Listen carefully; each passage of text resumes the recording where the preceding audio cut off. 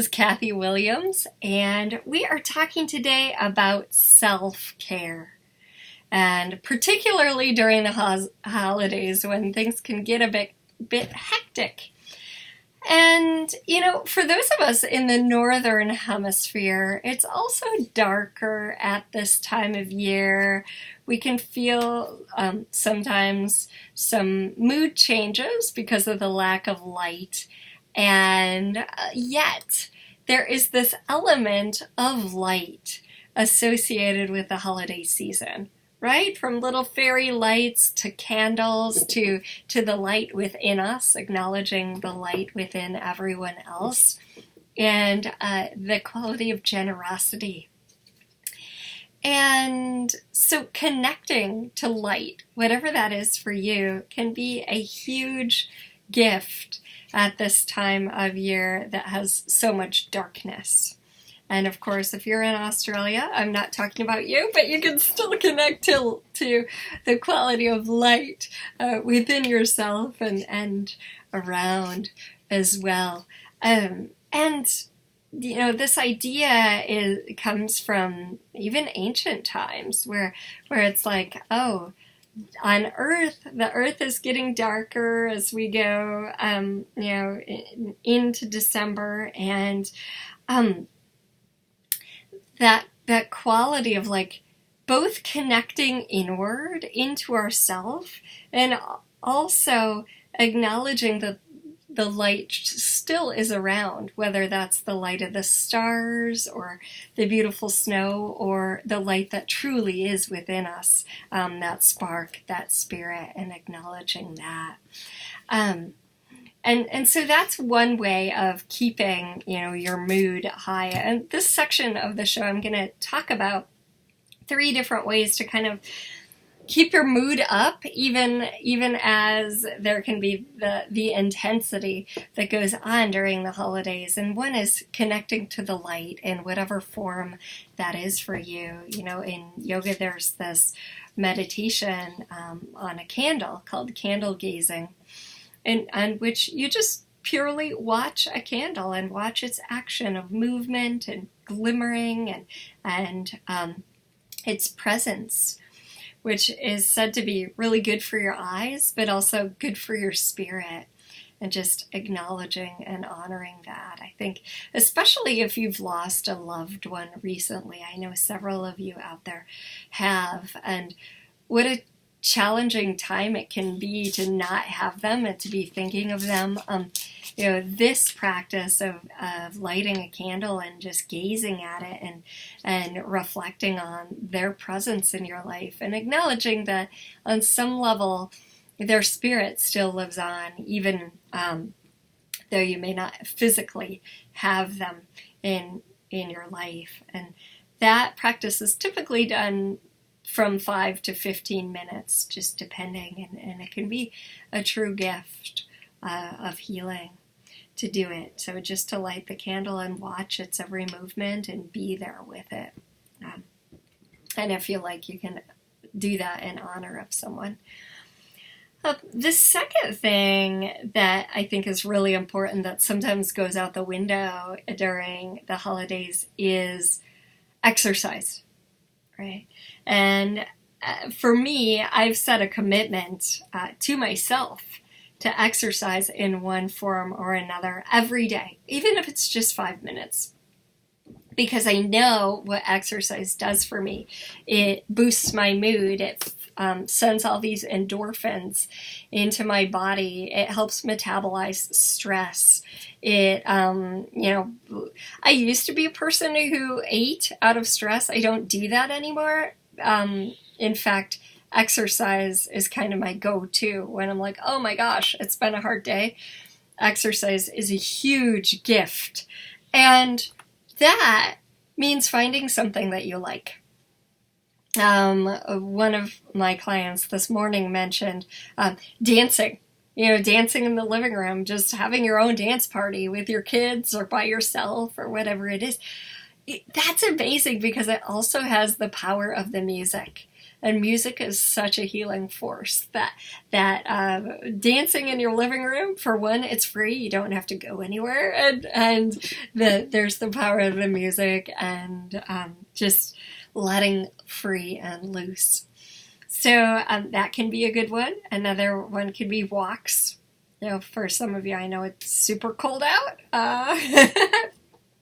Walks in your mall, in your around your living room, in your neighborhood, wherever. And if the weather is nice, that's usually a great one too, because you connect with nature, even if it's just a tiny bit.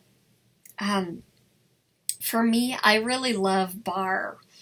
Barre is a low impact workout that you either use a railing, I use my porch railing, but there's, or you can buy a workout barre. There's one called Booty Kicker online for $80.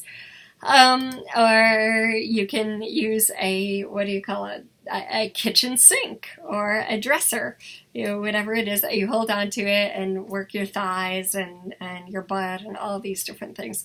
Super fun for me. I never liked ab work until I did barre, and I did Pilates for years. And if you love Pilates, choose that. I'm not against it. And what I'm for is any exercises that are gonna get your body moving and feeling great and strong and happy, right? So for me, barre is a huge one because it's intense. It kicks my butt, but it also feels great, and there's fun music, and so I choose that. In fact, I'm going to be leading an online barre practice the second week of December. If you're interested in trying barre, or if you love it, you're going to get the recordings and all of that. So you can check that out at meetkathywilliams.com/upcoming. Barre's amazing for creating a very long, lean, musculature. And yoga. I love yoga too. I did yoga this morning, and one of my favorite elements of it is it works with the breath. Like, it's very breath based and clears the head, which is huge, especially when we're under stress. So just finding what you like. I know some of the listeners love Nia, which is kind of a dance based workout, or Zumba, and it's really all about what you'll do. If you love something, you'll do it. If you're doing it out of obligation, you might do it a few times, but then really it goes by the wayside because there's not that enjoyment of it. And ultimately, that's another stressor, right? I should be exercising, but I'm not. So finding something that works for you and vary it up. Right? One thing I love about barre is you can do similar things, but there's a lot of variety. Same with yoga. There are thousands of yoga postures. So ultimately, you could do something for a long, long time and never get bored because you can always mix it up. So just weaving a little bit in each day, for me, I made a commitment. If I do not exercise, at least I'll jump for 5 minutes on the trampoline, right? If I haven't done any exercise, I'll at least jump for 5 minutes because I know my body feels better and it metabolizes those stress chemicals if I move, right? Bodies were designed to move. Sometimes in our modern culture, we forget that. Like, we were designed to sit at a chair all day? No, bodies were designed to move. So just facilitating that by maybe parking a little farther away from the place you're going, or finding a hiking buddy or something like that. If you're someone who needs another person to exercise with you, commit to a class or find a hiking buddy or do what it takes to get your body moving, even if it's just for 5-10 minutes a day. The next thing I wanted to mention in terms of keeping your mood up, also what we talked about early in the show doing journaling and things like that is such a big one. And the next thing I wanted to mention is smiling. It's so interesting. There was research done, and I'll have to look it up and maybe even post it for you. Research done about the power of smiling, and it's I think the guy was really being cute when he said it's like eating. You could eat 20 chocolate bars, or you could just smile. And I'm going to look it up on the break, because he said, like, the endorphins that are released when you smile actually are huge, right? You wouldn't think that just smiling, lifting the corners of your mouth would do that much, but it really does. So smiling, starting to breathe slowly and let go of your stress just through deep breathing can do so much for keeping our attitude up at this time of year and all times of year. Really, it's such a useful practice just to, okay, I'm going to make a deliberate attempt to smile and let everybody else's stuff go, and make sure I breathe, even if it's when I'm just at a stoplight. Remembering to breathe, remembering to exhale, because when you exhale, you're actually getting rid of the extra carbon dioxide in your breath, in your lungs, so that you can receive more oxygen. It's very fascinating. There was a study done on the power of smiling, which shows that on baseball cards, if players smiled, they lived almost 80 years, versus players who didn't smile on their baseball cards. These are professional baseball players. They lived an average of just about 73 years. So smiling and what it does for your mood and what it does for your body is quite profound. Pretty crazy, huh? The power of smiling. And this tool I wanted to share from Access Consciousness because it's a powerful one. Recognizing that not every emotion, not all that stress, the depressed thoughts, whatever it is not necessarily yours. All right, so you're an aware being. You're so aware that probably when your mother or your child is in a bad mood, even if they're not around you, you'll pick up on it, right? So in that case, instead of trying to figure out, why do I have this bad mood? Where's it coming from? What can I do to get rid of it? I have to, do all these different techniques to get rid of it. It's just like, oh, is that actually mine? Okay. And if not, just let it go. I like to say now, I used to say return it to sender, and I've been massaging a lot of people, and it's like something pops out of their hip, right? An energy pops out of their hip. I don't necessarily need to return it to sender. Just recycle it to the universe. Let the universe choose, because that's much wiser than what I could do with it, right? So is that stressed thought, is that bad mood, is it actually mine?